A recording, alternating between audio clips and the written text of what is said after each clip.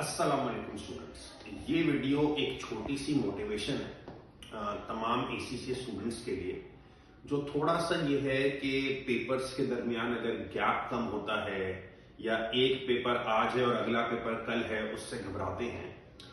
Last attempt का एक किस्सा है। मेरे पास एक स्टूडेंट आया काउंसलिंग के लिए और कहने लगा कि सर मैं स्किल्स मॉड्यूल के कौन से 2 पेपर्स ऑप्ट करूं। मैंने उससे कहा तुम एक काम करो, एफआर और एफएम ऑप्ट कर लो, मेरे ख्याल में ये एक अच्छा कॉम्बिनेशन है, मेरी जाती रहेगा। उसने कहा ठीक है, वो गया। थोड़ी देर बाद मेरे पास वापस आया, कहने लगा सर मैं जो है ना वो कोई एक पेपर ऑप्ट करूंगा या मुझे आप कोई और कॉम्बिनेशन दे दे। मैंने कहा अभी तो तुम मेरे से काउंसलिंग करा के गए हो, ऐसा क्या हो गया?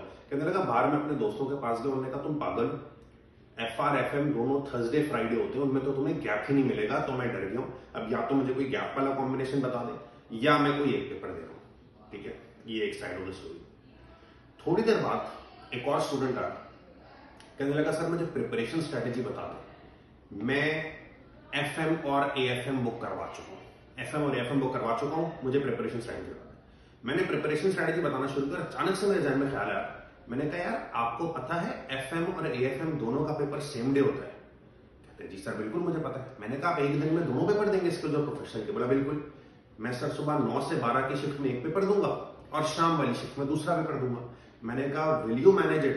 कहने लगा सर मैंने पिछले अटेम्प्ट में एफआर और एसबीआर भी सेम डे देके क्लियर किया है और वो दोनों पेपर्स भी सेम डे होते हैं।